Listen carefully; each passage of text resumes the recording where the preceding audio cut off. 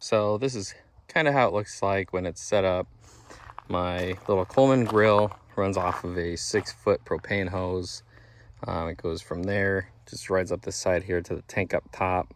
As for my propane tank, this I actually got on Facebook Marketplace.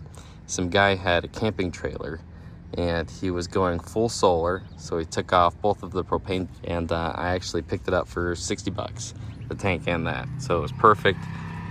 Just got held on through some bolts through the floor part, and yeah, it holds fine. I put a towel in between the mount and the propane tank itself to just cut down on any kind of vibration happening to the tank.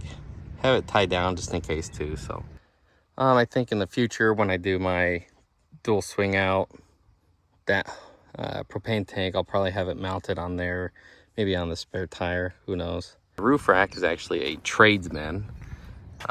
Super high quality. I love this dang thing. I know a lot of people like the flat ones where they hit the, the rooftop tent mounts up, but this is ideal for me. When I go over to my mom's, I'll throw on a couple bales of a Bermuda or whatever, bring over for the sheet. So that flat one really don't do me too good, but thinking about getting some kind of lighting set up in the front here, as well as kind of making my own little air dam to stop a whole lot of the wood noise that you get. Yeah, this fridge is actually designed for the front of a Tesla Model Y. It's supposed to fit right in the little front area, but it has some good room. You can fit a whole lot of stuff in there. It has the app, works perfect. I got this one from one of those liquidator places that do like the Amazon overstock and all that. I picked it up for 80 bucks, and for an $80 fridge, I mean, it works flawless. So now I noticed I didn't go over my Apache case up there. It's just the, I think 96 or something from Harbor Freight. If you watch out on the Harbor Freight app, you can get these for just a steal. I think I got this one on one of the Harbor Freight deal days, and I think I paid like 40-50 bucks for it. Just mounted to my roof rack, just like that. Have our TV on the inside to kind of seal it up. There's not a ton of storage up there, so really all I have in there is my camping chair and my fishing pole. It doesn't hold a ton of stuff, but it's nice that it's the longer stuff you get out of your truck, keeps it nice and free. Got these rims off of the 4Runner. They were just some cheap tear-offs I picked up. Facebook Marketplace. Here's my 50-cent floppy mirror fix.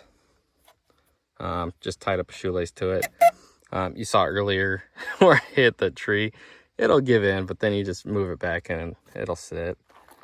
I have my solve function hood risers, which I wasn't trying to fight it overheating because it hasn't been overheating, but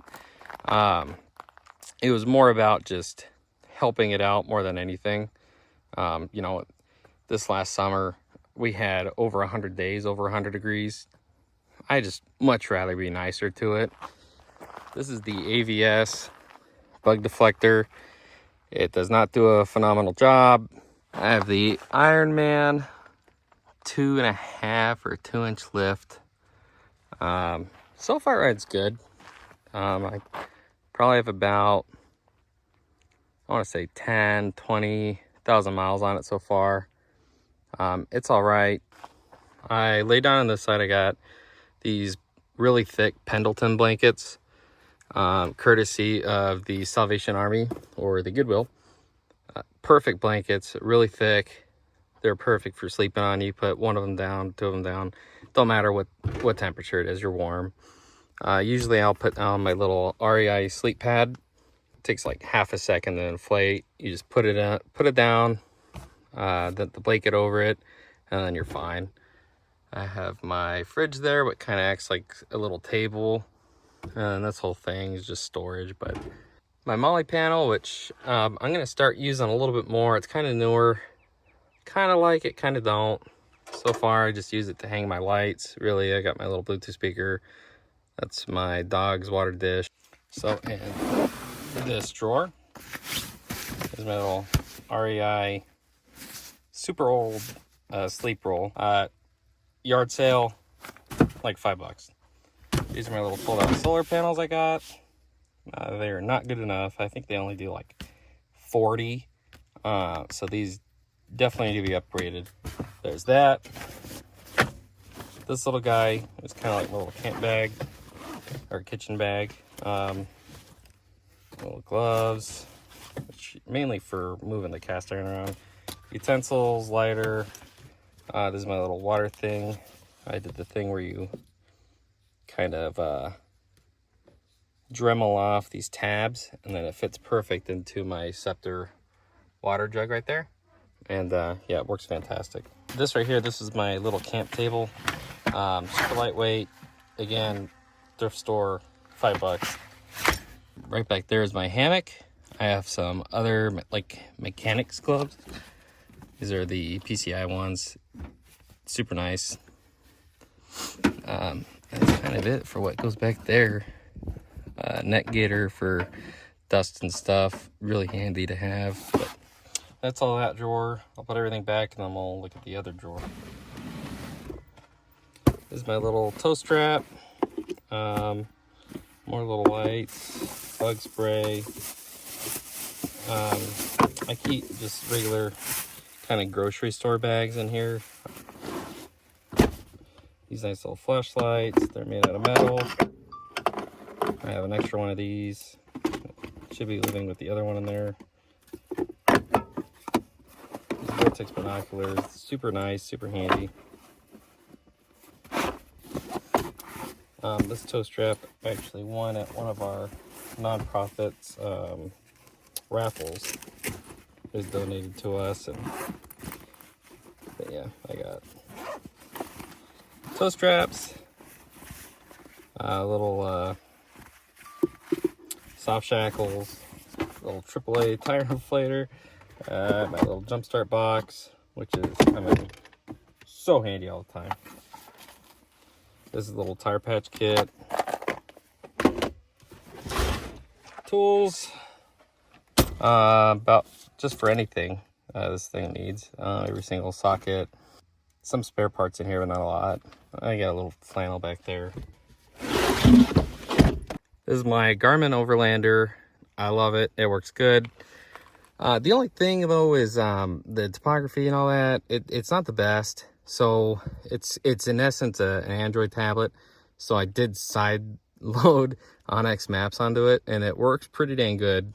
So I kind of will bounce between the built-in navigation and then Onyx Maps. My main function of this thing is actually my speedometer, because my speedometer does not read correctly. If I'm going 60, 70, it'll be like 80 or 90 on the speedometer. And so I kind of use this to just understand how fast I'm going. And so I have my aux beam 8-gang switch, and I have an external fan up front just for my transmission, and then I have my little Kenwood 30 watt. I have that programmed for GMRS channels right now, but I go back and forth between that one and then a Yaesu 90 watt VHF that I like tinkering with. My job, I work in off-road communications for off-road racing, so I like to mess with the radios a lot. And my Atoto, which is the touchscreen that I did in my other video where I did the installation, that thing's working out pretty well. It does a lot of the times unpair, or when it goes to like a different screen, and then I'll have to repair it. So that's a brief rundown on my Land Cruiser. I've had it for about 2 years. Rebuilt it, did almost all the work by myself. My wife, she kind of helped a little bit with the motor swap, but yeah, it was a great time. And it's kind of cool starting from it kind of being tore down, so that way you can build it up, understand how to keep it running, fix it when it does break. If you guys have any questions or kind of want to know a little bit more, please let me know.